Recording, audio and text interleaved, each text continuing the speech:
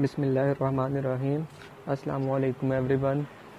My name is Tayyab Waheed और आज मेरी प्रेजेंटेशन का टॉपिक है यूनिफॉर्म कन्वर्जेंस एंड डिफरेंशिएशन।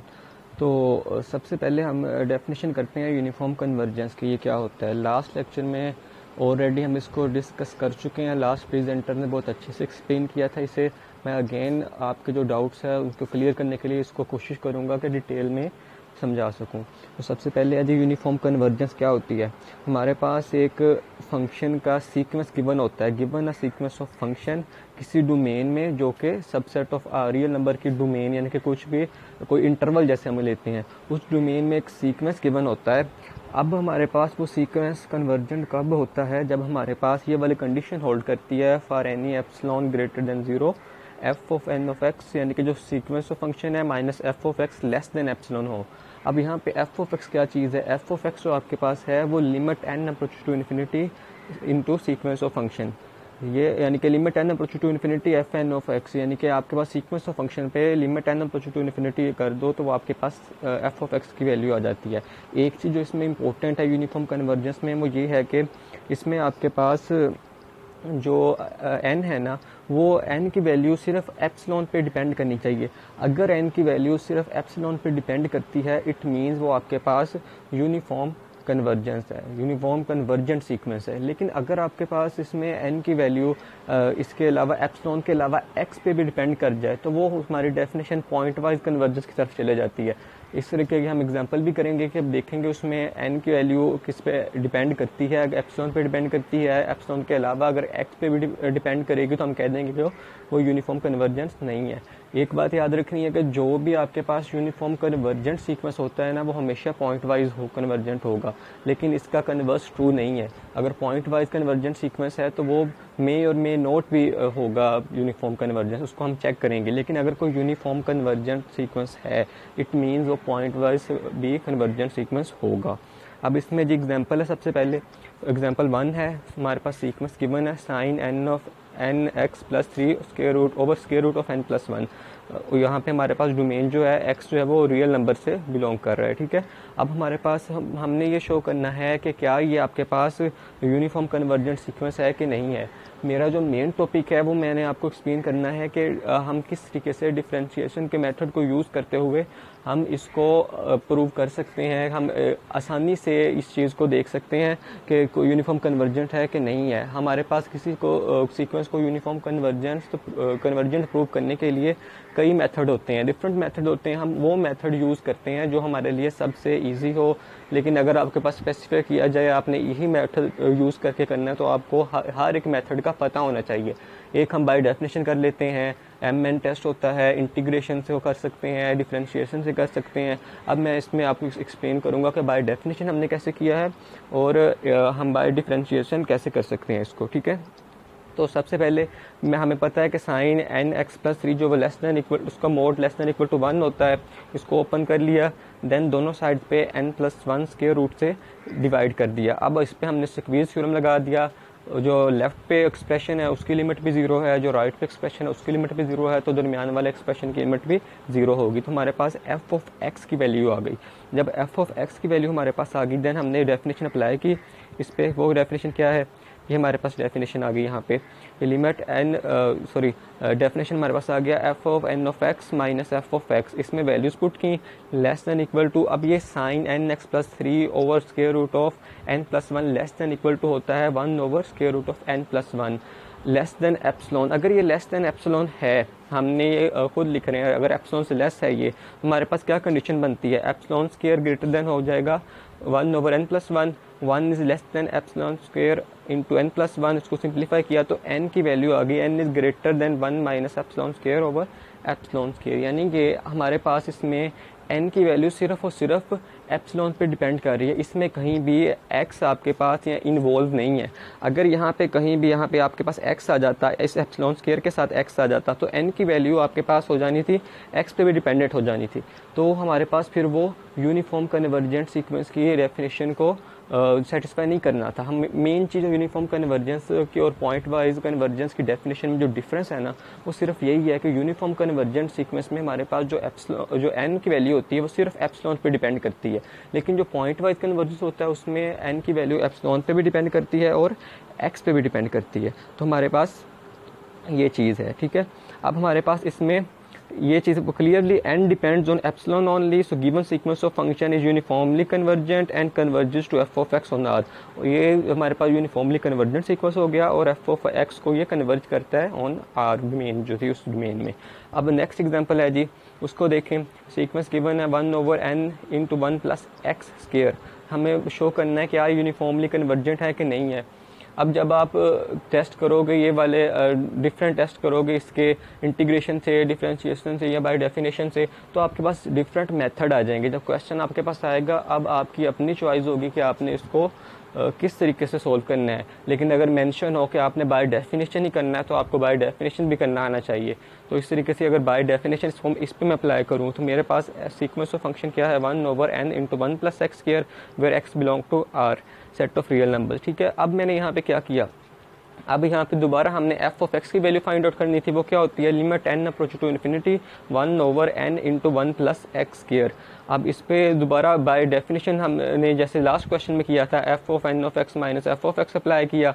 अब हमारे पास जो एक्सप्रेशन है ये 1/n into 1 plus X square minus 0, ये लेस देन इक्वल टू होता है 1/n के, which is less than epsilon. अब हमारे पास कोई भी एप्सिलॉन अगर ग्रेटर देन 0 हो तो ये कंडीशन बन गई 1/n less than epsilon. Again वही चीज़ है, n आपका हमेशा सिर्फ इस पे डिपेंड कर रहा है एप्सिलॉन पे, यहाँ कहीं भी x इन्वॉल्व नहीं है।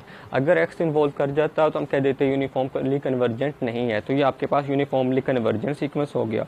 तो ये इस तरीके से ये हमने इसको ऐसे किया यूनिफॉर्मली कन्वर्जेंट सीक्वेंस। नेक्स्ट एक क्वेश्चन है आपके लिए, अगर F of N of X ये हो x by n x belong to r converges uniformly, does this converge uniformly, क्या ये यूनिफॉर्मली कन्वर्ज करता है कि नहीं करता। आगे मैंने मेंशन किया कि यूज डेफिनेशन, आप इसको डेफिनेशन अप्लाई करके देखें। जहाँ पे आप n की वैल्यू आएगी ना वहाँ से आपको आइडिया हो जाएगा n less than greater than जो आएगा आपके पास एप्सिलॉन से, तो जो भी आपको एक्सप्रेशन बनेगा ना उससे आपको आइडिया हो जाएगा कि n की वैल्यू जो है वो एप्सिलॉन पे डिपेंड करती है या फिर एप्सिलॉन के अलावा भी किसी पे करती है। अगर सिर्फ एप्सिलॉन पे डिपेंड करे n की वैल्यू तो इट मीन्स आपके पास यूनिफॉर्मली कन्वर्जेंट है। अगर आपके पास वैल्यू जो है एप्सिलॉन के अलावा भी किसी और वेरिएबल पे डिपेंड करे तो वो आपके पास यूनिफॉर्मली कन्वर्जेंट नहीं होगा। नेक्स्ट है जी यूनिफॉर्म कन्वर्जेंस एंड डिफरेंशिएशन।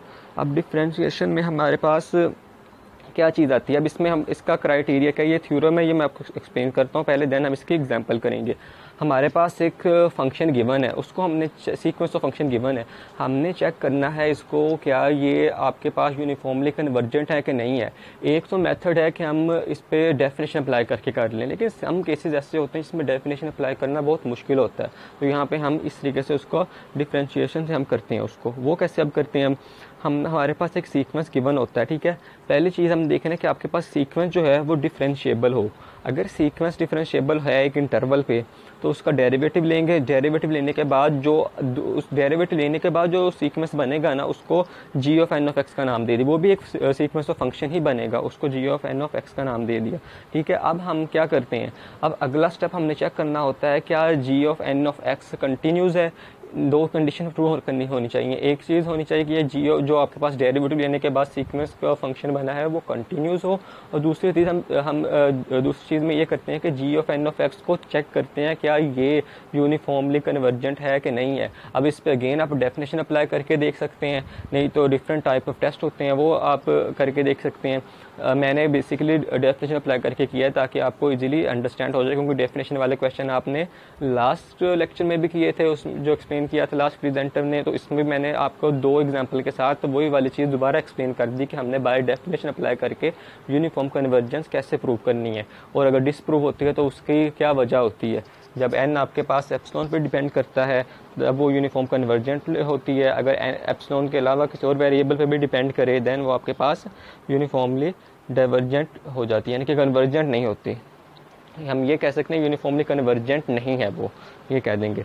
अब हमारे पास नेक्स्ट है जी ये एग्जांपल, अब इसमें हमने क्या कर रहे हैं कि इसमें हमने बताया कि जी ऑफ एन ऑफ एक्स को हमने चेक कर लेना है। अगर जी ऑफ एन ऑफ एक्स आपके पास कंटिन्यूस भी है और कन्वर्जेंट सीक्वेंस ही बन जाता है तो F of N of X भी आपके पास कन्वर्जेंट हो जाएगा, और आपके पास जो एफ ऑफ एक्स है वो भी डिफरेंशिएबल हो जाएगा, उसका डेरिवेटिव जी ऑफ एक्स के इक्वल आ जाएगा। ठीक है, अब इसको हम एग्जांपल करते हैं तो ज़्यादा अच्छे से समझ आ जाएगी। सबसे पहले है जी हमारे पास एग्जांपल, ये गिवन है फंक्शन, सीक्वेंस ऑफ फंक्शन। अब हमने प्रूव करना है क्या ये शो करना है क्या ये आपके पास यूनिफॉर्मली कन्वर्ज करती है या नहीं करती। ठीक है, सबसे पहले गिवन है सीक्वेंस। अब देखिए आपके पास जो सीक्वेंस गिवन है, पहली चीज़ है वो डिफरेंशिएबल होना चाहिए। हमारे पास एक्स कहाँ से बिलोंग करता है, रियल नंबर से। आपको पता है जो कोस होता है वो पूरे के पूरे डोमेन जो होती है रियल लाइन पे डिफरेंशिएबल होता है। तो आपने इसका डेरिवेटिव लिया, तो आपके पास डेरिवेटिव लेने के बाद आपके पास G of N of X की वैल्यू आ गई। अब जी ऑफ एन ऑफ एक्स को आपने चेक करना है कि क्या ये आपके पास कंटिन्यूस भी है और आपके पास कन्वर्जेंट भी है कि नहीं है। पहली चीज़ देखें, आपके पास फंक्शन क्या बना, sine of N X plus 3 over square root of N plus 1। आपके पास साइन का फंक्शन है और ये आपके पास कंटिन्यूस होता है। नेक्स्ट चीज़ है जी आपके पास, आपने यूनिफॉर्मली कन्वर्जेंट इसको देखना है तो आपने इस पर डेफिनेशन अप्लाई कर दी। सबसे पहले जी ऑफ एक्स अप्लाई करना है which is equal to limit N approach to infinity G of N of X is equal to 0। और ये चीज़ आ गई हमारे पास एज अर्लियर जैसे हमने पहले किया था। अगर लिमिट इसकी आपके पास 0 क्यों आई है, क्योंकि हमारे पास ये चीज़ फंक्शन बना था। अगेन जो हमने एग्जाम्पल 1 में किया था वही फंक्शन है हमारे पास बन गया। जब हमने F of N of X का डेरिवेटिव लिया तो हमारे पास जो फंक्शन बना वही था जो एग्जाम्पल 1 में है। उसको हमने प्रूव किया था कि वो यूनिफॉर्मली कन्वर्जेंट है। तो इसको ये मैंने वो सारा दोबारा प्रोसीजर किया और प्रूव कर दिया कि आपके पास यूनिफॉर्मली कन्वर्जेंट है। अगर ये यूनिफॉर्मली कन्वर्जेंट है आपके पास, देन आपके पास by theorem of uniform convergence and differentiation ये आपके पास एफ ऑफ एन जो होगा, यानी कि जो आपने ओरिजिनल आपके पास सीक्वेंस था वो भी आपके पास क्या होगा, यूनिफॉर्मली कन्वर्जेंट होगा। और एफ ऑफ एक्स जो डेरिवेटिव होगा वो G of F derivative of X जो है वो आपके पास जी ऑफ एक्स के इक्वल हो जाएगा which is equal to 0 in this case. अब इसमें बेसिक मेथड था क्या, इसमें समरी ये है इसमें हमने ये किया है कि अगर एक फंक्शन को चेक करना है कि वो आपके पास यूनिफॉर्मली कन्वर्जेंट है या नहीं है, तो हम क्या करेंगे, उसका डेरिवेटिव ले लेंगे। डेरिवेटिव लेने के बाद जो फंक्शन आएगा उसको चेक करेंगे कि क्या वो कंटिन्यूस है और कंटिन्यूस है। अगर वो कंटिन्यूस है, दूसरी चीज़ चेक करेंगे क्या वो यूनिफॉर्मली कन्वर्जेंट है, जो नया sequence G of N of X आया है। अगर वो कंटिन्यूस भी है, यूनिफॉर्मली कन्वर्जेंट भी है, देन आपके पास जो F of N of X होगा वो भी ओरिजिनल जो आपके पास सीक्वेंस था वो भी यूनिफॉर्मली कन्वर्जेंट होगा।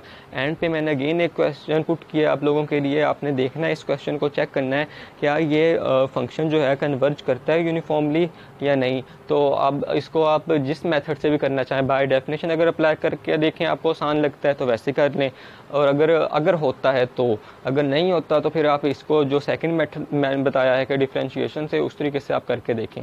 तो ये था मेरा टॉपिक जो हमने पढ़ा इसमें, एक यूनिफॉर्म कन्वर्जेंस एंड डिफरेंशिएशन। मैंने आपको पहले 2 एग्जांपल में एक्सप्लेन किया कि किस तरीके से आपने क्या करना है, यूनिफॉर्म कन्वर्जेंस को बाय डेफिनेशन कैसे प्रूव करना है, और ये भी बताया आपको कि कब वो यूनिफॉर्म कन्वर्जेंस सीक्वेंस नहीं होता। एंड पे फिर हमने किया यूनिफॉर्म कन्वर्जेंस एंड डिफरेंशिएशन, एक क्राइटेरिया बताया मैंने आपको कि अगर आपके पास एक फंक्शन गिवन है उसको चेक करने का एक ये भी मेथड है कि उसका डेरिवेटिव ले लो। डेरिवेटिव जो सीक्वेंस आएगा वो आपके पास कंटिन्यूस होना चाहिए, और अगर वो कन्वर्जेंट है, कंटिन्यूस कन्वर्जेंट हो, देन आपके पास जो ओरिजिनल सीक्वेंस होगा वो भी आपके पास कन्वर्जेंट सीक्वेंस होगा, यूनिफॉर्मली कन्वर्जेंट सीक्वेंस होगा। तो डेट इज़, ये आप क्वेश्चन देखिएगा और ज़रूर करके इसी ग्रुप में शेयर कीजिएगा। Thank you so much.